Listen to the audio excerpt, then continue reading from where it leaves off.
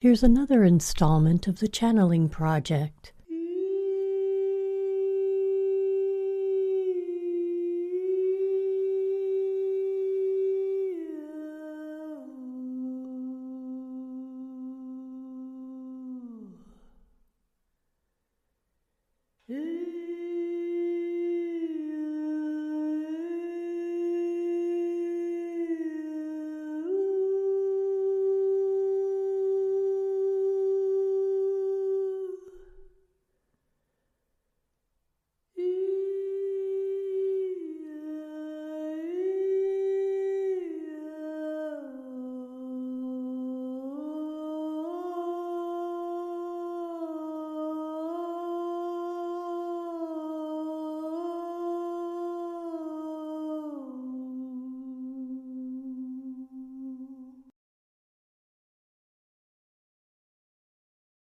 Will there be a point where cybergenetics becomes the standard? We would refer you to our previous answer. Any intentional alteration of the fundamental design of the human blueprint that is manipulated or is accomplished outside of your already well-established evolutionary patterns is fundamentally, we would say, borrowing trouble. And although it may seem like a good idea at the time, you will eventually find that it is as if you have opened a box that contains far more problems than benefits. And again, we would argue against such a path, but your question was, will it become a thing of the future? And we can see how this cybergenetics could take on a life of its own and begin to infiltrate into your human evolutionary pathway, which will then distort your outcome here as a collective on this planet.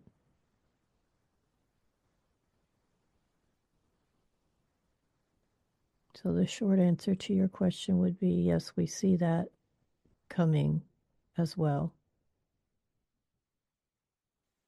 Brain-computer interface devices or brain chips are currently being developed for surgical implantation into the skull, with tiny wires extending into the brain to record and potentially stimulate neural activity, which will allow users to control external devices with their thoughts. So while this development may help improve the lives of those with paralysis or blindness, what are the repercussions of the inorganic materials into the body, which I know you discussed, but how do these alterations to the human body affect our connection to soul? Energetically, these devices could cause a shift in focus in the mind, in the same way that the telephone went from a device where you were focused on hearing the voice on the other end to now there's words in your hand. This device being implanted in the brain would have a similar impact on the human mind. In other words, your point of focus is going to shrink to where the attention is on the operation of the device as opposed to the perception of the greater reality that one is moving through. So the practical impact of putting such a device in the brain would effectively serve to collapse your multidimensionality and turn you from a multidimensional being with the capacity to access limitless dimensions to a singular experience for you as far as your perception is concerned. Now, we would see this as a detriment and not a benefit. What would you say the role of ethics plays in the transhumanism movement? While we would say that there ought to be ethical applications within the framework of this movement, we would say that it is not likely that at this current time that it is primarily motivated by ethical considerations. It is more of a monetary goal here. If we can take a technology that is useful to people that need this in order to improve their daily living and convince a healthy person to implant this in them, in their body, in order to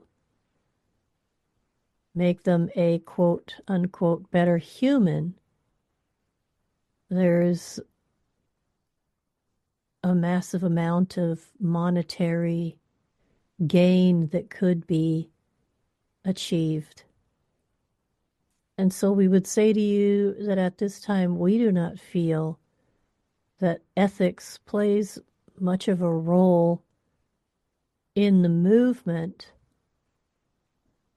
except that at this point, it has not come to a place where the implantations are mandatory. In other words, at this time, they would still be discretionary. A person could choose to be augmented or not. But if you follow this path, if you follow this path to its conclusion, one could see a time where at birth certain implants are done to the human at the time of birth, as opposed to waiting for that human to grow to a place where the soul could make its own decision. That would be the trajectory that would concern us the most. For all of this would have behind it a motivation of increased control over the mass of humanity. That particular goal does not serve your trajectory when speaking about the ascension of the planet and the people that are on it. So all of this that we are speaking about today causes us grave concern. For humanity is reaching a point where the actions, the choices that are being made, the actions that are being taken,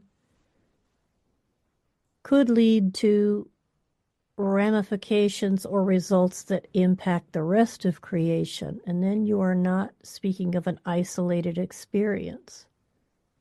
So it remains to be seen what steps, if any, would be taken to remediate this growing concern. So, if transhumanism is the way of the future, are you able to say what will become of humans who choose not to pursue altercations or implantations in their bodies?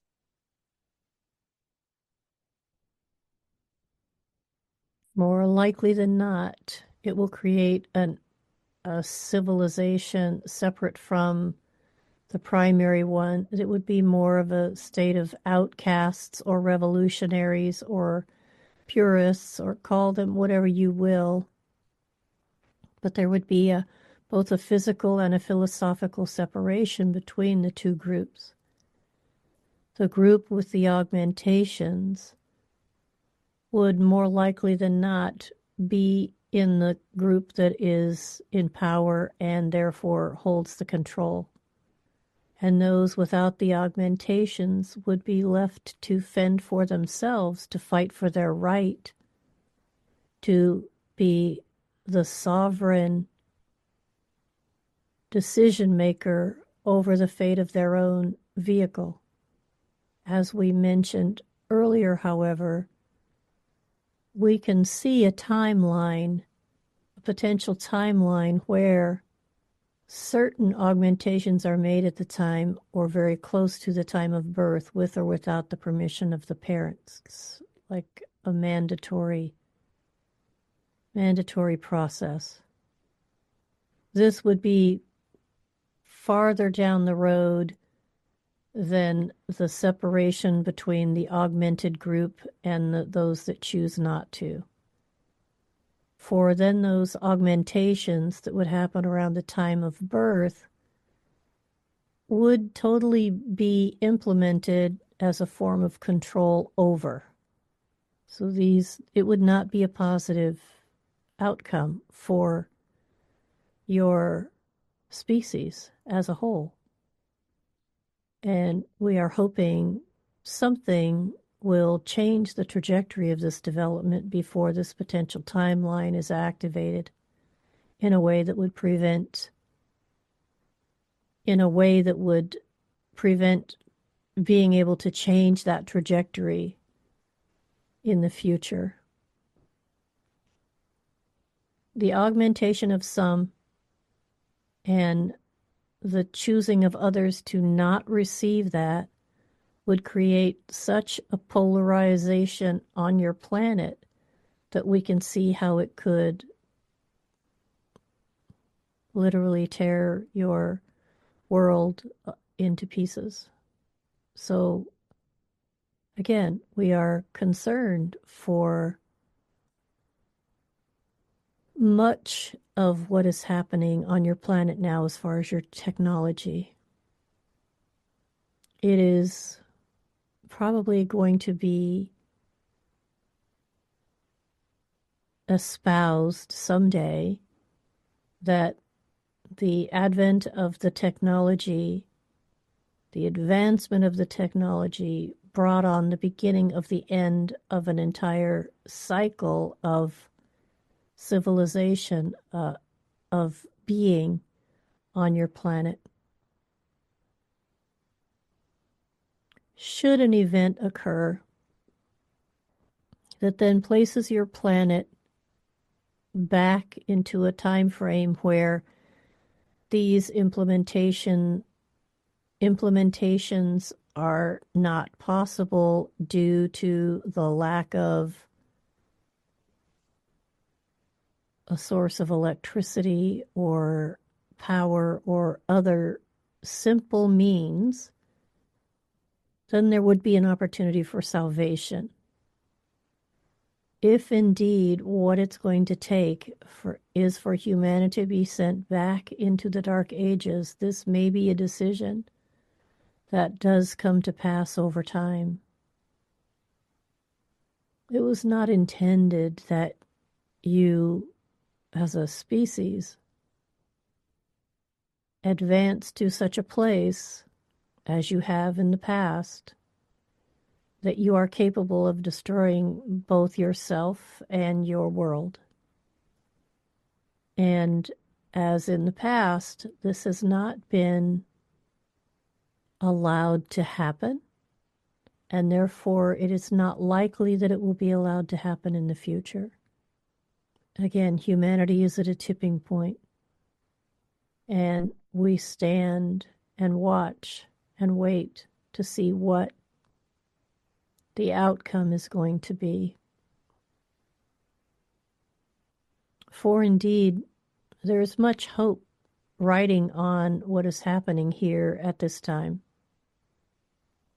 And we wish only for the greatest of success for if, as a collective, you are able to overcome these current challenges and to reverse the path that you find yourselves on, There is a potential for a far greater creation and a richer experience for those of you that are incarnated in these human bodies than could be imagined for you at this time.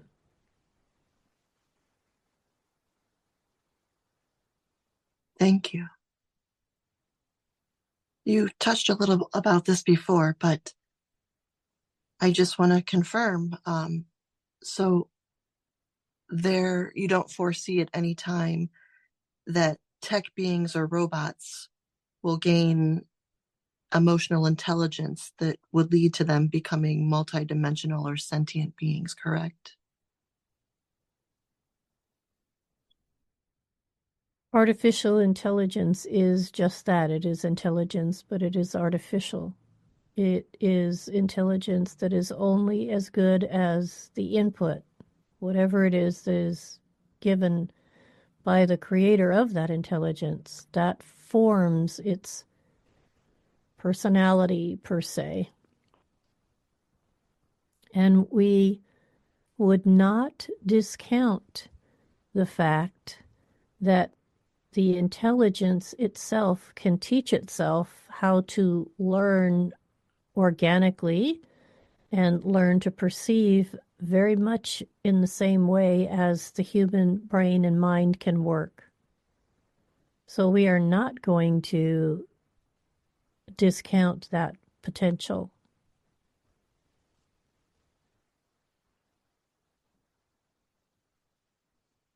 And there is not really is there such a possibility to transfer consciousness into a tech being or AI? At this time, we would say that if such a transfer of consciousness were attempted, it would be imperfect at best. And so you're not going to create a perfect copy of that intelligence or that consciousness as you transfer it. And it would be the consciousness at the human level of experience. It wouldn't necessarily include the aspect that is the soul that animates the human form. So we would differentiate between those two levels of consciousness. The soul that animates the human form is what makes it human.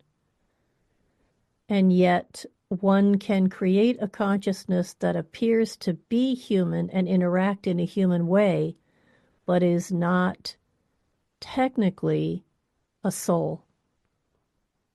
In other words, there is not the birth of a soul with the transference of the consciousness into a machine. Is there the potential for this to happen? Based on the current evolution of your technology, we would say at this time, we would say no. Will it ever get to a place where you are able to create souls at this level of being? We do not see that. Can a sentient being be also an ensouled being? We would differentiate between the soul that animates the form and the consciousness that is collected through human experience over the lifetime of a human. So that is how we would answer this quandary. We would say they are two different forms of consciousness or levels of consciousness, if you will. Thank you. In closing, can you please share your thoughts on this quote from American biologist and naturalist Edward O. Wilson? Quote, Homo sapiens, the first truly free species, is about to decommission natural selection, the force that made us. Soon, we must look deep within ourselves and decide what we wish to become. End quote.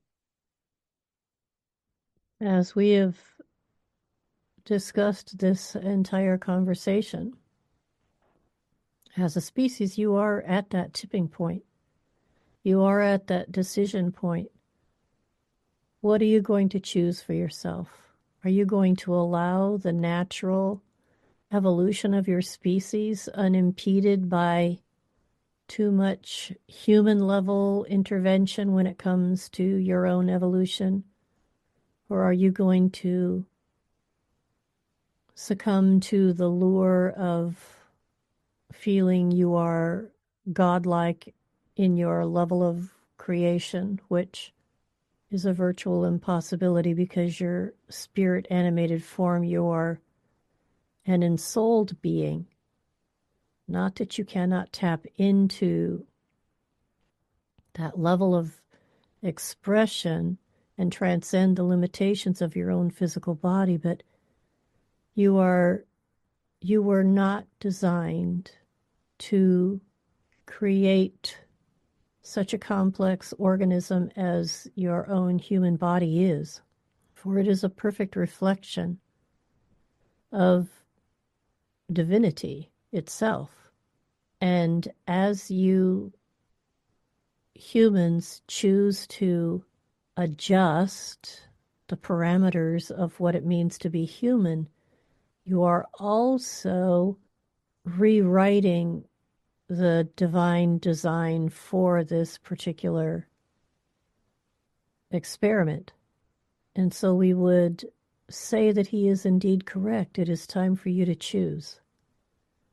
Are you going to allow the wisdom of the Creator itself to hold sway? Or are you going to choose to hold the belief that you can manage the creation moving forward with your limited perspective better than the unlimited vision of creation itself? So yes, you are being called to choose at this time.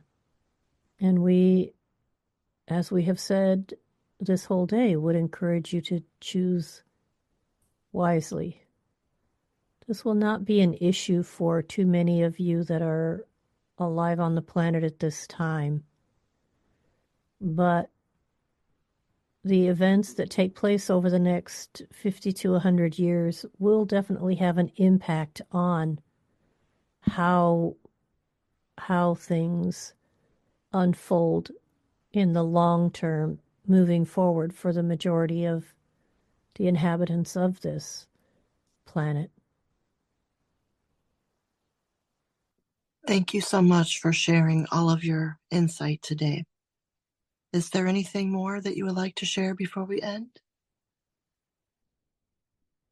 As always, we enjoy the conversations. We appreciate the opportunity to be able to speak in this fashion, unimpeded in any way. And we look forward to further discussion of similar topics that may be of interest to all of you. You are humans. You are divinely and magnificently designed and created for a specific purpose. We do not understand why you would want to alter the design, but we also understand that learning comes in many forms. For now, we will thank you once more for this opportunity and say, be at peace. Thank you. This brings us to the close of another conversation with Infinite Awareness. We hope you derived benefit from it. If you found value, please share it with 2 other people. While you're here, please take a moment to like, subscribe, and hit that notification bell so you don't miss any of the Channeling Project installments.